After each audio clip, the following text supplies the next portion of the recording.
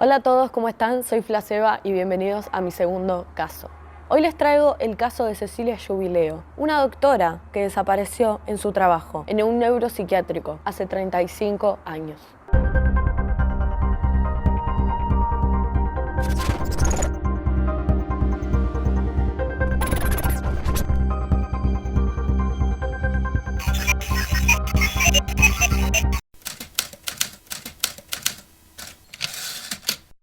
Cecilia Enriqueta Jubileo nació en el año 1946 en la localidad de General Pinto, en Buenos Aires, Argentina. Su familia estaba conformada por su padre, quien murió en el año 79, su madre, María Lanzati de Jubileo, y sus tres hermanos varones, Raúl, Jorge y Rubén. En algún momento de su adolescencia se mudó con su familia a Córdoba, donde estudió medicina en la Universidad Nacional. Y eso fue en los años 70, durante la dictadura en la Argentina. Cecilia simpatizaba para la izquierda. Por esa época también conoció a su esposo, Paulo Chabrol, quien era un músico. En el año 72 se casaron y se mudaron a España. El matrimonio no duró mucho y Cecilia decidió regresar a la Argentina para terminar sus estudios. En el año 73 recibió su diploma y un año después, en el 74, entró a trabajar en el Hospital Intersornal Dr. Domingo Cabred, donde años después desaparecería.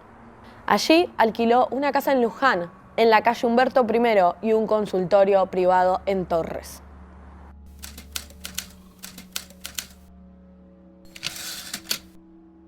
Este se encuentra a 70 kilómetros al oeste de Buenos Aires, en la ciudad de Luján. También se encuentra a 10 kilómetros de la localidad de Torres, donde Jubileo tenía su consultorio. A fines del siglo XIX, los pacientes, los enfermos de bajos recursos, eran tirados allí por sus familiares, donde los sometían a aislamientos, duchas frías, golpes, les practicaban sangrías, que es un tratamiento terapéutico que se basa justamente en la extracción de sangre. Quedaban encadenados entre sus excrementos. Claramente faltaba mucha atención psiquiátrica. En el año 1915 se creó la colonia Open Door, es decir, de libre acceso a los pacientes, que es la que se conoce actualmente.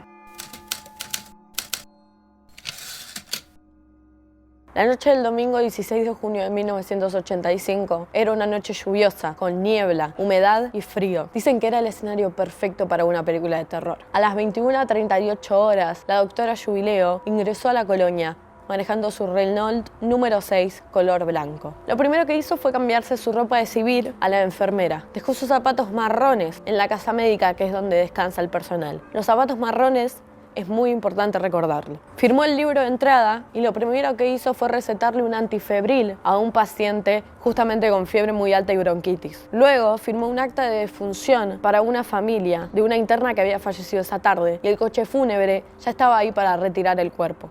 Poco después, un paciente de su confianza, Miguel Cano, la fue a buscar a la casa médica para que se dirijan al pabellón 7, donde había un compañero suyo que se sentía mal. Caminaron juntos los 500 kilómetros que separan la casa médica del pabellón 7. Luego, Miguel la acompañó nuevamente a la casa médica y la doctora se despidió diciéndole: «Anda tranquilo, yo voy a descansar un rato». Pasada la medianoche, Cecilia se encontró con un enfermero de apellido Novelo. Cecilia le contó de dónde venía y qué había hecho, que había atendido una urticaria gigante, según lo había descrito ella. Las últimas acciones que se saben de Jubileo son otra charla con otros enfermeros y una discusión con una de las autoridades de la colonia, Nélida Ojuez. Había quedado medio mal del entredicho y Cecilia pidió 3 cigarrillos para calmarse, y ahí se retiró a descansar a la casa médica. Al día siguiente, el lunes 17 de junio, en la colonia seguía el mal clima. Fueron a buscar a la doctora Jubileo a la casa médica, que era donde se había visto por última vez, pero no se encontraba. La cama estaba destendida, o sea, que alguien se había acostado allí. Su cartera no estaba, su maletín de médica tampoco, pero sus zapatos marrones que se había sacado cuando recién había llegado a la colonia seguían en la mesa de luz. Fueron a revisar el auto, a ver si se había ido con él, pero el auto seguía estacionado donde lo había dejado. Un dato curioso es que Cecilia lo había dejado con el tanque de nafta lleno y apareció completamente vacío. Pasaron 5 días de la desaparición de la doctora y nadie hizo la denuncia. Es más, Florencio Eliseo Sánchez, quien era el director del hospital en ese momento, no solo que no denunció la desaparición de su empleada, sino que le inició un cargo por abandono de guardia. También se le ocurrió la gran idea de remodelar completamente la casa médica. Mandó a tirar todas las paredes abajo y pintarla. O sea, que todas las pruebas que podría haber en esas 4 paredes habían desaparecido.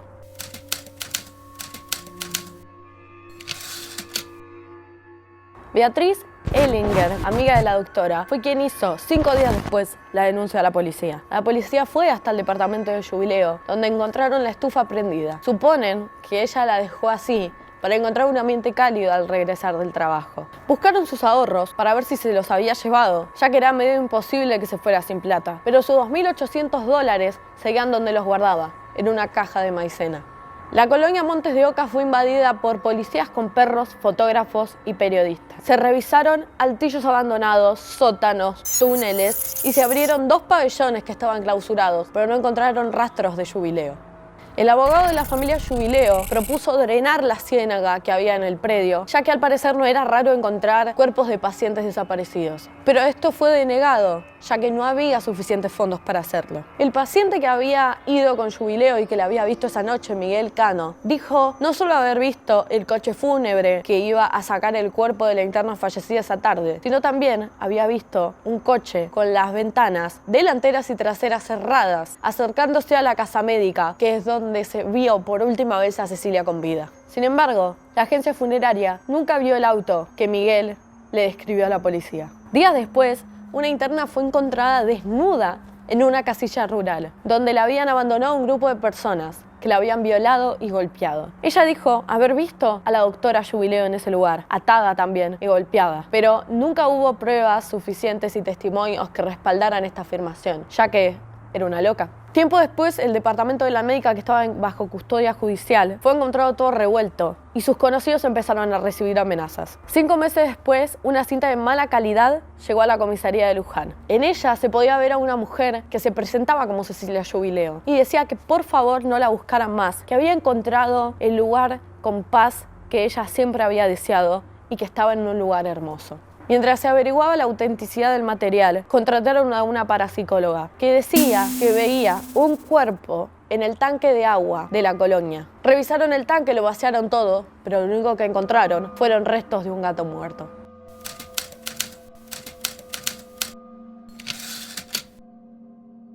Las hipótesis que surgieron en ese momento fueron las siguientes: que algún paciente la había atacado, pero ¿cómo un enfermo mental podría haber hecho algo tan perfecto?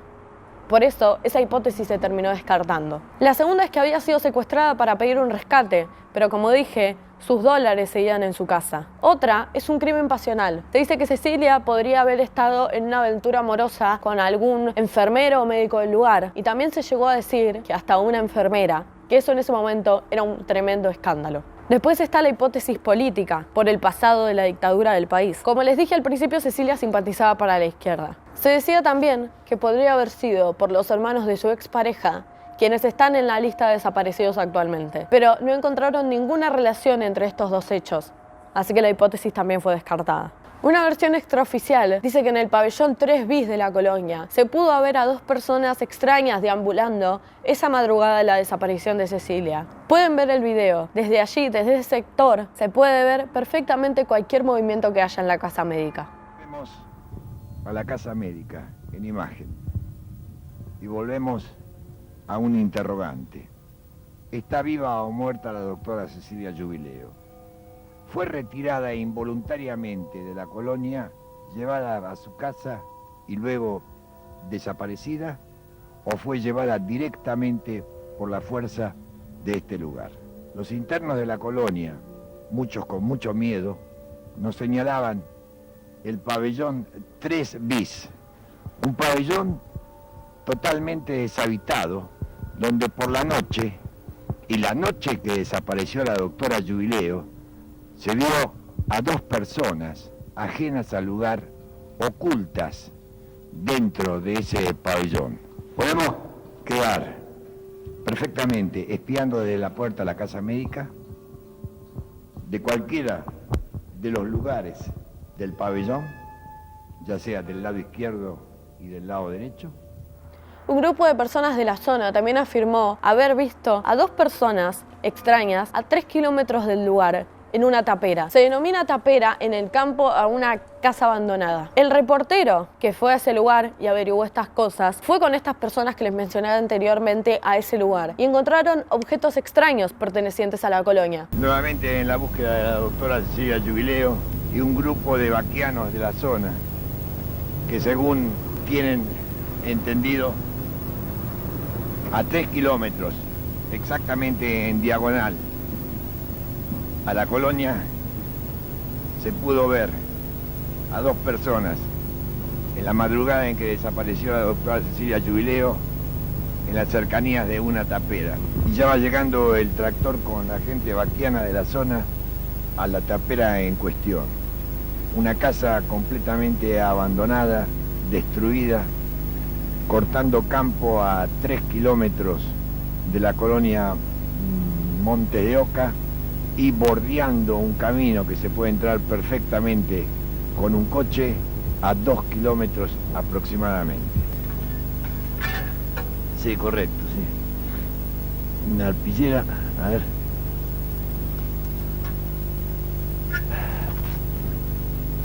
Una bolsa. La bolsa con unas cuantas bolsas de... Vení, acercate un minuto, por favor. ¿Esta arpillera blanca se usa mucho en la colonia?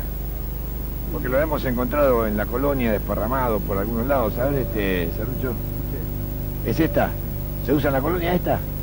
¿Es de la colonia esta? ¿Esta arpillera es de la colonia? Sí. ¿Sí? Es esta. ¿Encontraste algo ahí arriba? ¿Otro pedazo de tela de la colonia? ¿Está vacío el tanque? ¿Está vacío? ¿La podés bajar o me la tirás, por favor? Gracias. Nuevamente una tela nueva. ¿Tela de la colonia esta? Sí. Sí, sin lugar a duda, ¿no? ¿Qué, tela de algún interno o tela que trabajan ahí ustedes? Como referencia tenemos en cámara el tanque de la colonia, que ustedes lo pueden ver perfectamente, cruzando campo a menos de 2 kilómetros y yendo por la ruta de tierra a 3, mientras los vaquianos, la gente de la zona, está trabajando, rastrillando un poco.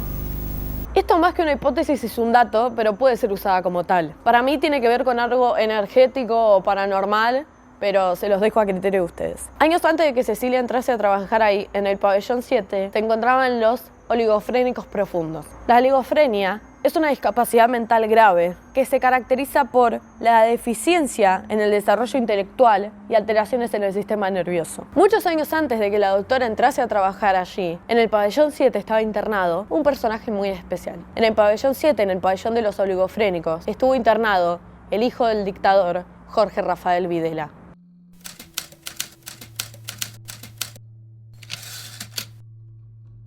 El caso de Cecilia fue perdiendo espacio en los medios a través de los años. En el año 2010, 25 años después de su desaparición, su expareja durante 8 años y confidente, Francisco Merino, recuerda las veces que Cecilia le había dicho que el trato a los enfermos mentales era desastroso. Y también recordó la última vez que habló con ella, una semana antes de desaparecer. Lo que él dijo fue lo siguiente. Allí me contó que en la colonia habían empezado a perseguirla porque quería denunciar irregularidades. Me dio a entender que a los muchachos les sacaban las córneas y luego los mataban en la caldera. También hablaba de órganos. Estaba muy asustada. Veníamos de la dictadura y yo le dije que no se involucrara en líos. Hoy Merino se arrepiente de no haber declarado en ese momento, pero dijo que se encontraba muy asustado en esa época. También en su momento, Cecilia llamó a la madre contándole ese miedo y diciéndole que la iban a hacer desaparecer. Un día que María, la madre de Cecilia, la vino a visitar a Buenos Aires, se dio cuenta de una manera extraña en la que estaba durmiendo. Cecilia había puesto la cama tapando la puerta, o sea, obstruyendo el paso de la puerta. La madre le preguntó si hacía eso porque estaba asustada o porque tenía miedo, y Cecilia le dio a entender que sí. Cecilia y su madre tenían un código para llamarse por teléfono desde Buenos Aires a Córdoba. Cecilia tenía que llamar, cortar la llamada y volver a llamar para que su madre supiera que se trataba de Cecilia. Años después de su desaparición, ese código se repitió 3 veces. Volviendo al tema del tráfico de órganos, Julio Acedo, ex compañero de Cecilia, dice que es imposible que en la colonia se haya hecho esa práctica, porque no estaba ni el personal especializado ni el lugar especializado para este tipo de prácticas. Lo que sí se hacía, y lo contó este mismo ex enfermero, es que a los pacientes fallecidos que no tenían familia, una ambulancia que estaba disponible en la colonia a las 24 horas, le extirpaban las córneas. Esto se hacía para guardarlas para futuros trasplantes y era una pauta que habían mantenido con el Ministerio de Salud. Pero luego de todas estas hipótesis de tráfico de órganos, esta práctica se dejó de realizar. Acusaciones que existieron en la época del doctor Sánchez era que había ablaciones de córnea. Hasta se llegó a decir de que se vendían las córneas y después se confirmó perfectamente bien de que las córneas acá iban al Hospital La Gleize. En un momento no se hace absolutamente nada de eso. No se hace porque habría que volver a hacer los convenios y porque realmente, bueno, yo diría que aquel que con leche se quema cuando ve la vaca llora, ¿no? Cualquier rumor trae el pasado de la doctora Jubileo, del pasado de la ablación de órganos, cosas. Los testigos mudos de esta historia son los internos. Algunos de ellos hace 30 años que ocupan los pabellones. Abandonados por sus familias, apenas sobreviven al paso del tiempo.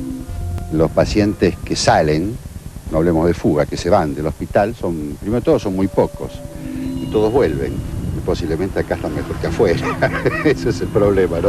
No sé cómo los traen. El día Martín, a buscarme. Lo tenemos acá en la mejor forma posible hasta que fallezcan acá, ¿no? El abogado de la familia Jubileo coincide parcialmente con lo que dice el ex enfermero. Él dijo: es estúpido decir que había tráfico de órganos ahí. En todo caso, era más probable que hubiera tráfico de personas. No había evidencia de la extracción ilegal de córneas hasta que llegó un enfermero, un practicante del lugar, que contó que el director de la colonia, Florencio Eliseo Sánchez, le había enseñado cómo extirpar córneas con una cucharita. Pero si se hacía esa práctica bajo una pauta que habían hecho con el Ministerio de Salud y lo hacía la ambulancia, ¿por qué enseñárselo a un enfermero?